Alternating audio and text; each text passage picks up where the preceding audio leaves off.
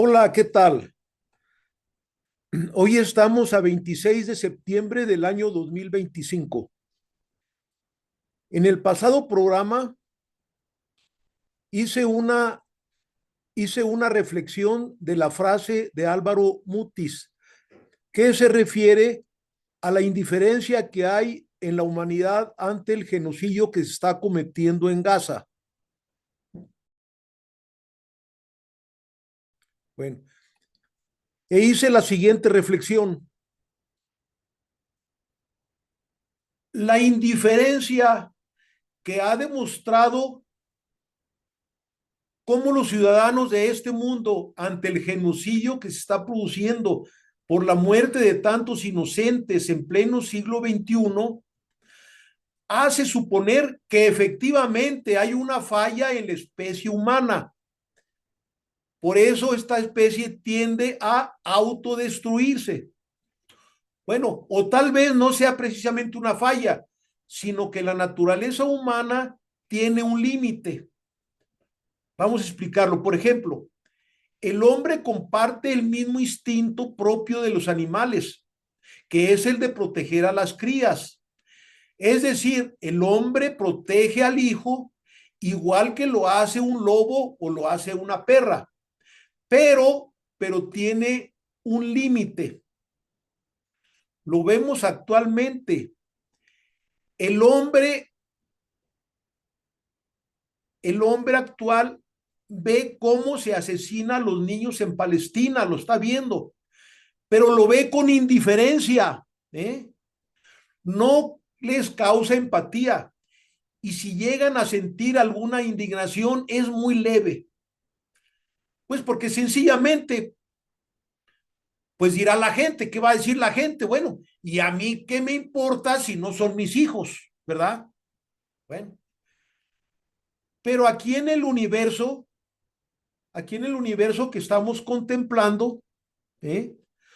Donde hay millones de mundos y de galaxias, en algún punto por ahí, por muy lejano que esté, seguramente florecerá una civilización que tenga el sentimiento de proteger a los miembros de su misma especie y que tenga un sistema de vivir en armonía sin estarse matando unos a los otros. ¿Eh?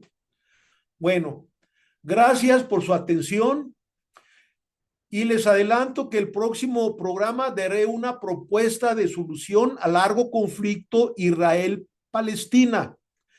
Sé que es un problema muy complejo y los mejores teóricos sociales han tratado sin éxito de esbozar por lo menos una solución. Sé que les va a parecer que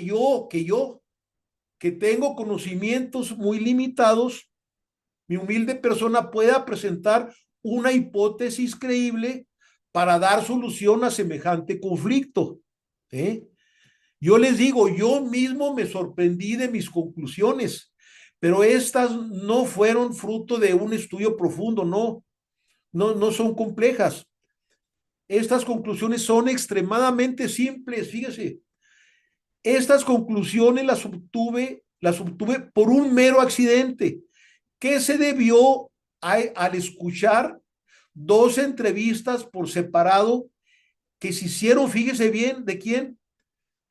Estas entrevistas se hicieron a dos personajes judíos, por medio de la cual llegué a tener una explicación racional por qué de la falta de empatía o caridad o piedad en los seres humanos, o bien como se le quiera llamar, o incluso pudiera esto dar pie a una estrategia de acción ciudadana para lograr sensibilizar a los ciudadanos e involucrarnos todos en la solución. ¿Eh? Bueno, muchas gracias por todo. Hasta la próxima. Muchas gracias.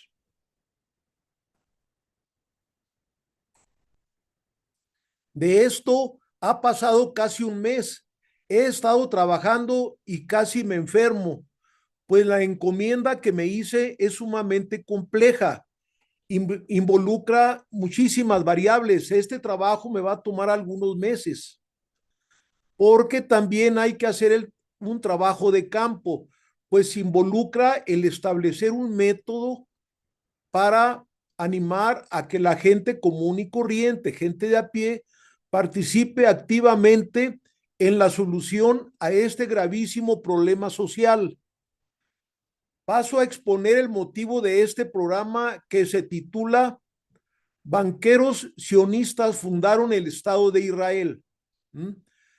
Esta historia comienza cuando el periodista austrohúngaro Theodor Herzl publica su obra El Estado Judío en 1896, originalmente en alemán. Su autor expone su proyecto de establecer un Estado judío, convencido de que la fusión social de los judíos con otros pueblos es imposible, según él, y que la única solución al antisemitismo, como él le llama, bueno, equivocadamente, en todas las geografías es que los judíos tengan su propia patria, que es una necesidad mundial, por lo que será establecida. Bueno, se presume que le pagaron al periodista para que escribiera su libro. ¿Por qué razón? Porque coincidentemente, a menos de un año de que se publicara su obra, se celebró la conferencia de Basilea, que es en Suiza, que es organizada por un conjunto de poderosos banqueros judíos. Esto en el año de 1897. Bueno, pues ahí diseñaron un plan para crear un Estado que sirviera para proteger sus intereses económicos. Y como todo Estado-nación, requiere un pueblo con una identidad cultural e histórica. Aquí tenemos que aclarar que estos banqueros no son religiosos, ¿eh? No les interesa la religión, ni siquiera la judía, ¿eh? No, porque se disfrazan de religiosos, porque quieren impactar en los sentimientos de los verdaderos judíos que andan dispersos por el mundo y así obtener su apoyo, ¿eh? Ahí mismo en esa conferencia hicieron un juramento muy solemne, que le van a llamar, que le llamaron el juramento de Sión, en el que proclaman la creación de un futuro que ellos denominan con el nombre de Israel. De ahí en adelante, estos sinvergüenzas, con el fin de tener el apoyo y la simpatía de los judíos de a pie, utilizaron nombres bíblicos con el fin de impactar las emociones de los judíos auténticos y de buen corazón. Fíjense bien, le llamaron a este juramento, le llamaron el juramento de Sión, porque en la colina que lleva su nombre, ahí se edificó el templo de Jerusalén. Por eso a la camarilla que hicieron el juramento de Sión en el año de 1897 se les identificó con el nombre de los primeros sionistas. Bueno, ahora vamos a ver, mis amigos, ¿por qué el futuro Estado, por qué le pusieron el nombre de Israel? Pues bien, en la Biblia mencionan la palabra Israel, pero originalmente se refiere al nombre propio que le dieron al patriarca Jacob, y no precisamente a un determinado país como quieren hacer los sionistas. No. Vamos a hacer un comentario muy rápido, entre comillas. Este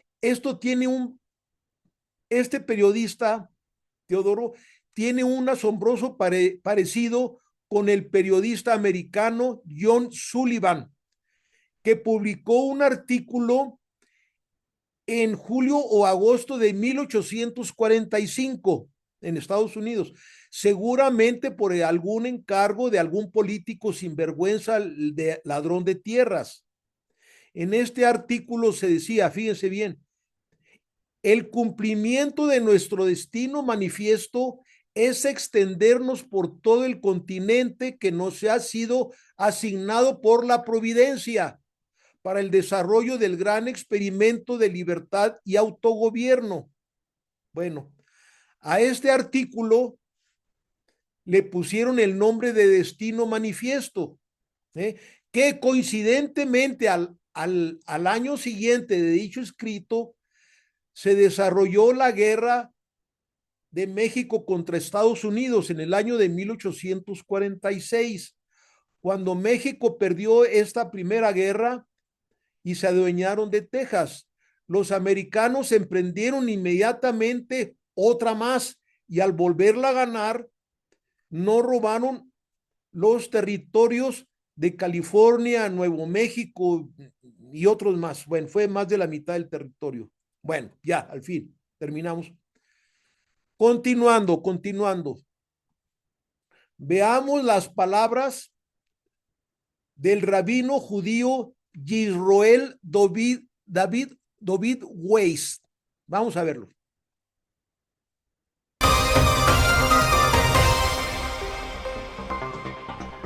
Desde hace más de 80 años, grupos judíos como la organización Neturei Karta rechazaron la idea de establecer el Estado de Israel.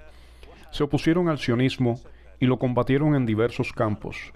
Pero con el inicio de la guerra genocida de Israel en Gaza hace 6 meses, el movimiento antijudío se expandió y vimos movimientos y manifestaciones masivas, especialmente en Estados Unidos, contra la guerra y denunciando los crímenes israelíes cometidos en Gaza.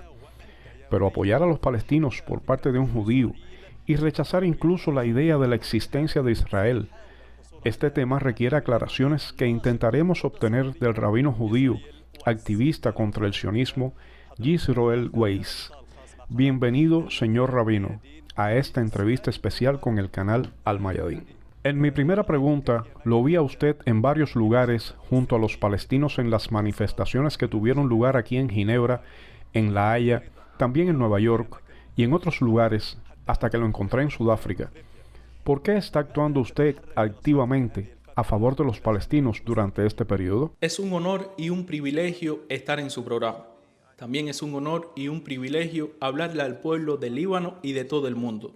Quizás con suerte, inshallah, llega a Palestina y también al pueblo de Gaza.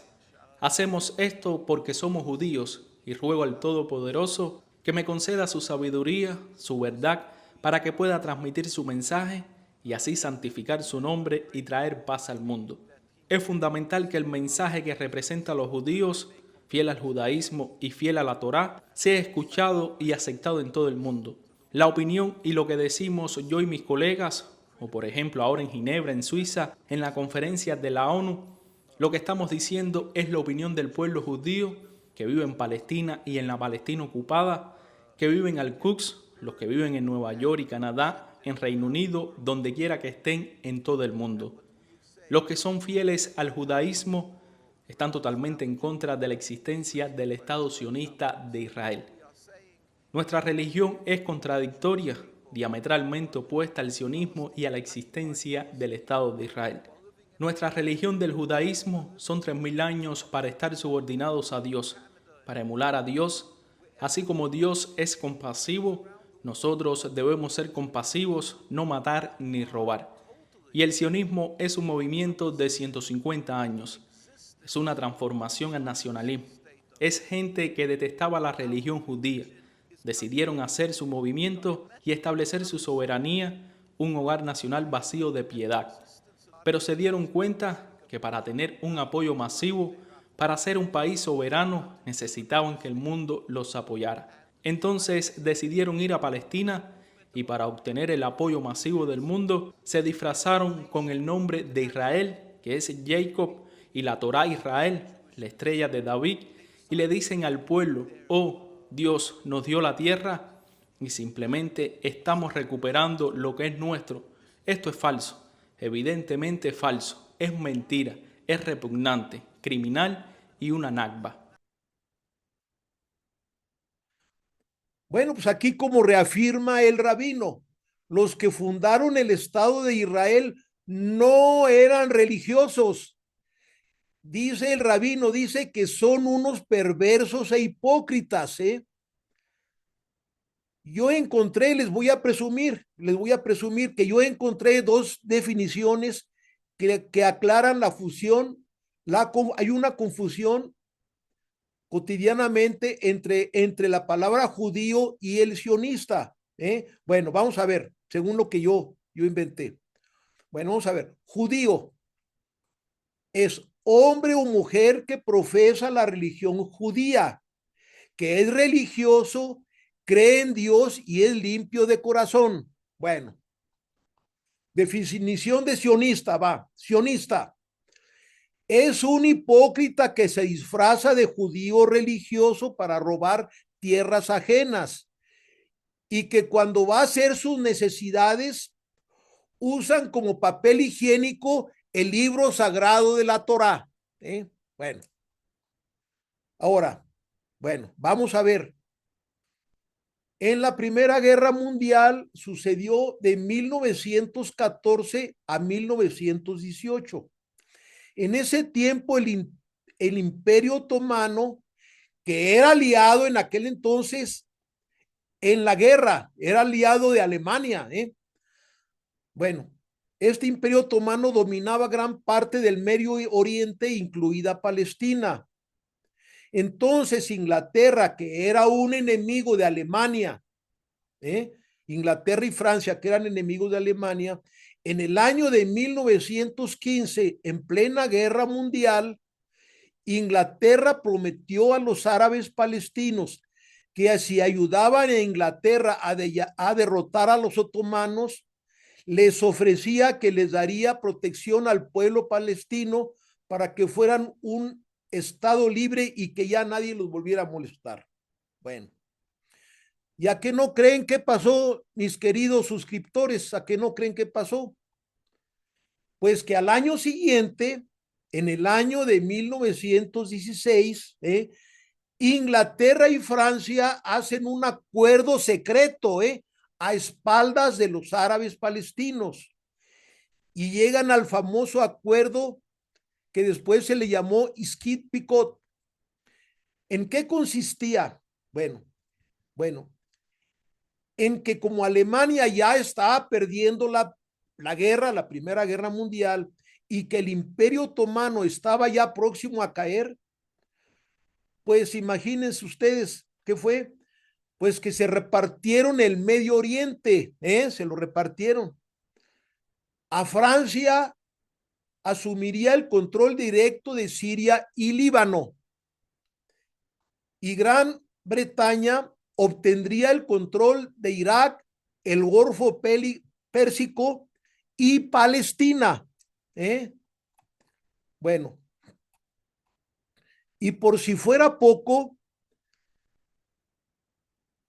Inglaterra comete otra pérfida traición. Al siguiente año, el 2 de noviembre de 1917, aquí fíjese bien, tomen nota, mis amigos, porque el dato que ahorita les voy a dar no es fácil encontrarlo en los escritos de las historias oficiales. No es fácil. Este dato, ¿cómo lo obtuve? Este dato que les voy a dar, lo obtuve de la honesta y gran historiadora Diana Uribe. Dejo el link al final de la descripción del programa para que si lo quieren ver lo pueden consultar. Pues bien, resulta que el 2 de noviembre de 1917, Inglaterra firma la Declaración de Balfour. Aquí lo estamos viendo, a este sinvergüenza que lo firmó. Bueno, que es cuando la corona británica, que estaba azotada por la Primera Guerra Mundial, ¿verdad? Estaba sedienta de dinero. ¿Y qué hizo Inglaterra? Pues que pidió un préstamo, un gran empréstito a la banca judía Rothschild, a la banca judía. A cambio, les hace la promesa a ellos de que en la tierra llamada Palestina existiría una patria disponible para el pueblo judío. Y claro está que esto es sin el permiso de los propios palestinos. Bueno, de paso mencionaremos que la familia judía Rothschild, que es una dinastía de banqueros que se expandieron a través de sus 5 hijos a ciudades como Viena, Londres, París y Nápoles. Continuando, fíjense bien, pues resulta que cuando los árabes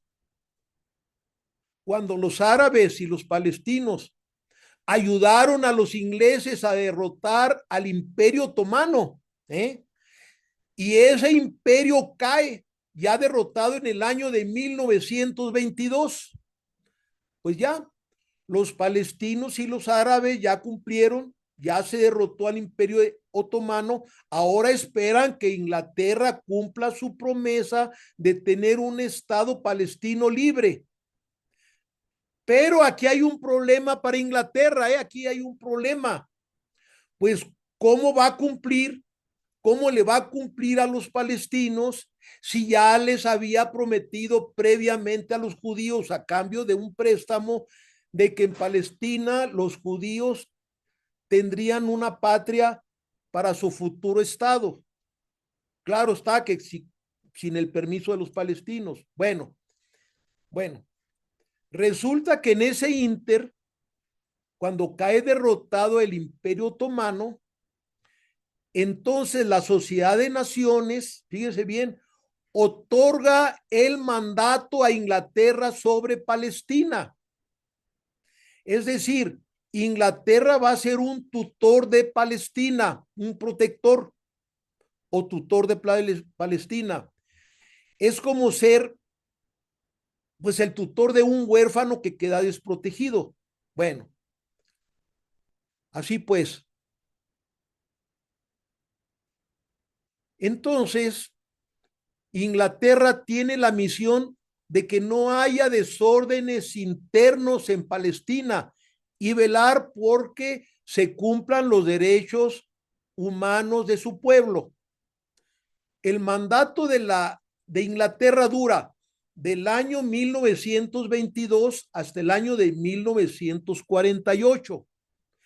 Pues bien, durante dicho mandato hay una insurrección armada del pueblo palestino contra Inglaterra, que se conoce como la Primera Intifada y que dura del año de 1936 a 1939, que coincide con la Guerra Civil Española. Bueno, nos preguntamos, ¿qué provocó esta insurrección? Bueno, pues recordemos que en ese año de 1936 aún no se fundaba el Estado de Israel, pero ya Inglaterra en esa época permitió la entrada de colonos judíos provenientes de Europa, principalmente los que en algunos casos, ¿verdad? Principalmente estos colonos compraron tierras a terratenientes palestinos y en otros casos pues despojaban de plano a los palestinos de sus tierras, los despojaban. Eso lo hacían protegidos por el ejército inglés. En los 3 años que duró la insurrección, Inglaterra mandó a más soldados ingleses a Palestina, ¿verdad? Y los colonos judíos que ya estaban ahí se armaron también para defenderse, mientras los ingleses les daban entrenamiento militar.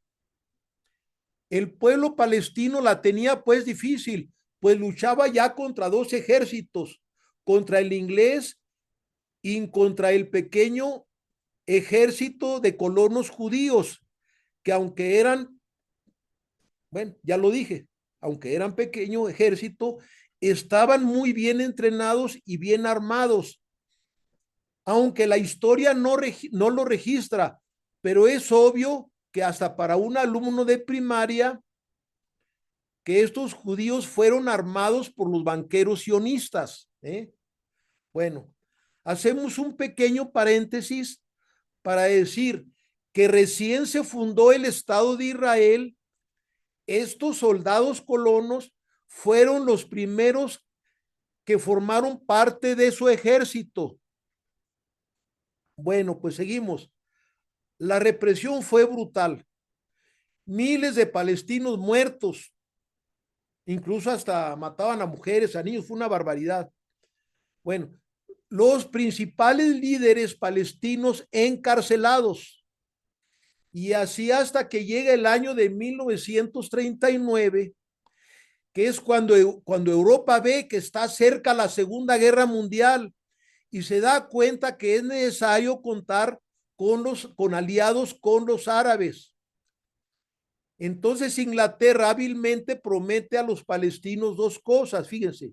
Primera promesa, frenar la entrada de nuevos colonos frenar la entrada de nuevos colonos judíos a Palestina. Y esto sí lo cumple de inmediato, de momento. Bueno, segunda promesa, que se haga un referéndum en el futuro en el que el pueblo palestino va a decidir si van a formar un estado libre.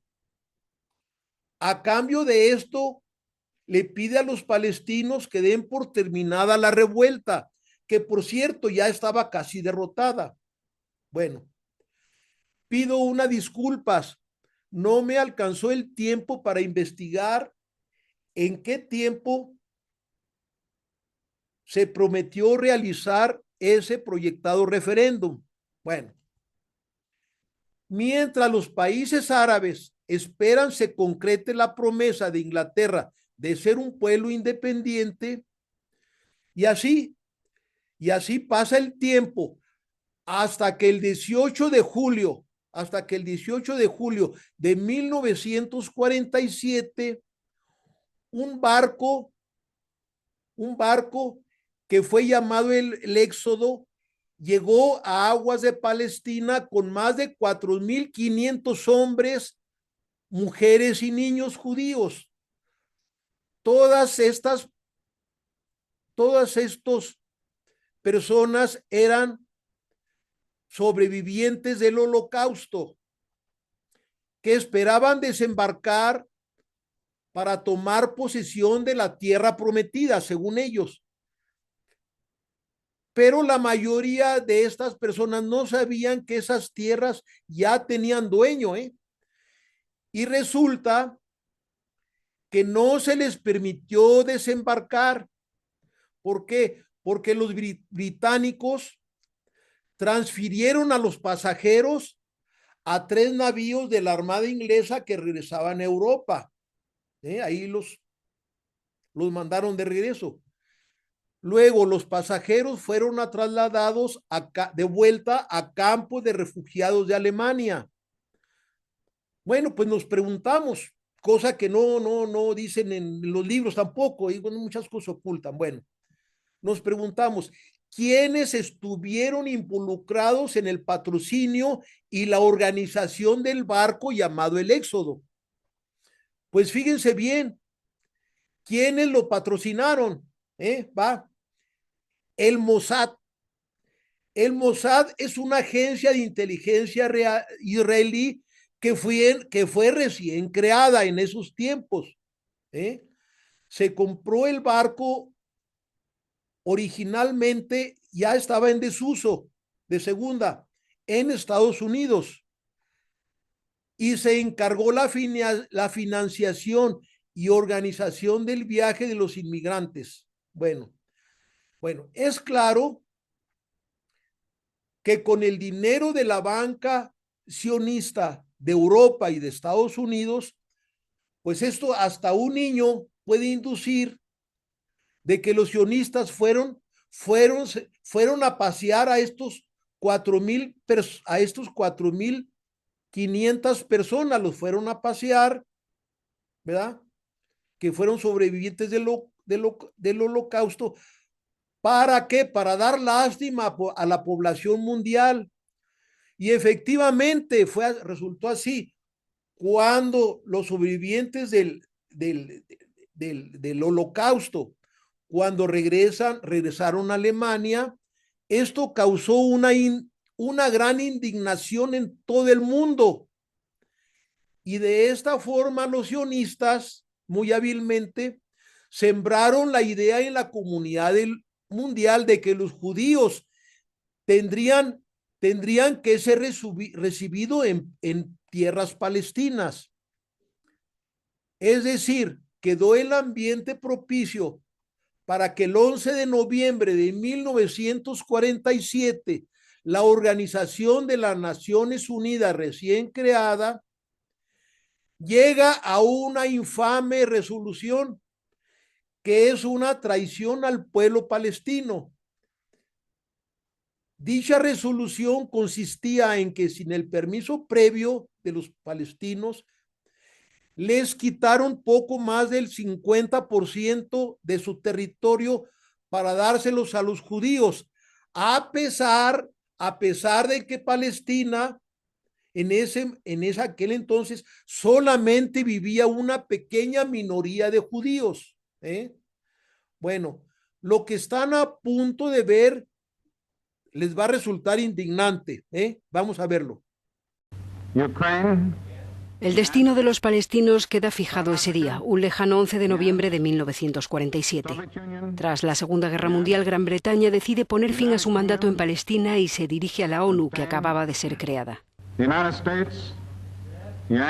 La Asamblea General decide la partición de Palestina y abre la vía a la creación de un Estado de Israel sobre el 56% del territorio. Was adopted by 33 votes, 13 against, 10 abstentions. Los árabes de Palestina y los estados árabes no aceptan la partición, que consideran injusta. La guerra estalla aún bajo el protectorado británico. El mandato británico concluye a medianoche del 14 de mayo de 1948. Pero ese mismo día, antes de la hora de expiración y por sorpresa, el Consejo del Pueblo Judío, reunido en Tel Aviv, proclama la independencia del Estado hebreo. Ben Gurión es el primero en firmar. Para los judíos es un día de júbilo. Para los palestinos es la catástrofe, la Nakba. En el transcurso de ese año, 1948, 750.000 palestinos son expulsados de sus casas y de sus tierras, y 400 pueblos palestinos son destruidos. Acosados por las milicias de la Haganá, una fuerza paramilitar judía creada durante el mandato británico, centenares de miles de palestinos se convierten en refugiados. Muchos se van a Jordania, el único país que les da pasaporte. Otros ponen rumbo al Líbano o a otros países. Los campos de refugiados provisionales se convierten con el tiempo en definitivos. Es el caso de Al-Jalazón, establecido en una colina rocosa de Gaza en 1949. Actualmente viven allí 11.000 personas. Ibrahim Mahmoud es una de ellas. Tenía 17 años cuando su familia tuvo que huir de la ciudad de Al-Lod. Ahora tiene 83 años, pero lo recuerda con nitidez. Nos fuimos al monte y dormimos allí 4 o 5 noches. Éramos como ovejas sin pastor. Después fuimos a Yamala y Deir Amara y Beit Tilo, y luego llegamos a Kabat Yaber. Pese a las décadas transcurridas, Ibrahim no renuncia al retorno. Juro ante Dios que volveremos, tenemos que volver. Judíos o no, poco importa, son los estadounidenses los que nos han expulsado, no los judíos. Pues sí, aquí comienza la tragedia del pueblo palestino, pues 750.000 palestinos fueron expulsados de su tierra y se refugiaron en Jordania, Líbano y otros países. Y por si fuera poco, Israel, sin ningún recato, violando la resolución de la ONU y sin ninguna consecuencia, se quedó con el 78% del territorio de Palestina.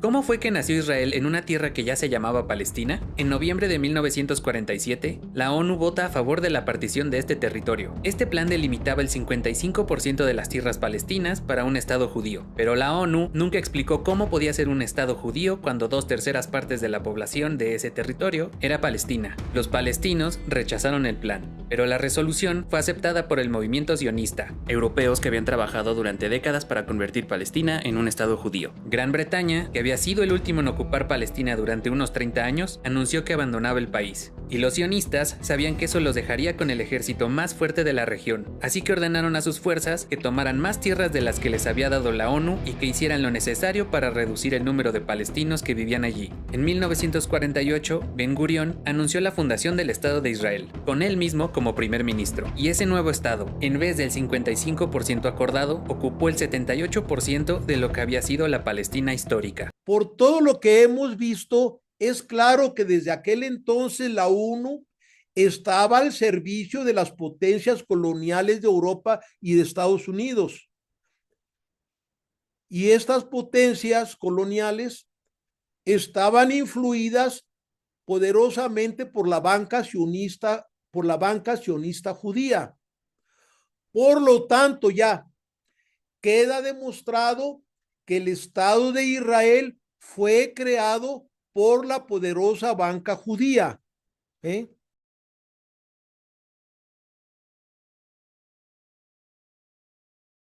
El sionismo, como era su supremacismo, tiene roces tan nítidos con el nazismo, pues estos nazis no tuvieron inconveniente en negociar con judíos. Les otorgaron salvoconductos para la oligarquía judía de la Alemania hitlerista, sin importar que en los campos de concentración en ese momento había hombres, mujeres y niños pobres judíos. Bueno, mediante un formidable apoyo financiero se permitió la salida hacia Estados Unidos, fíjense bien, de poderosas familias sionistas. Para ellos ya hubo salvoconductos. Ahí estamos viendo en este momento, ahí estamos viendo los nombres de estas familias. Para los que estudian economía, van a reconocer alguno de estos nombres a poderosos financieros. Ahí los van a reconocer, ahí están todos.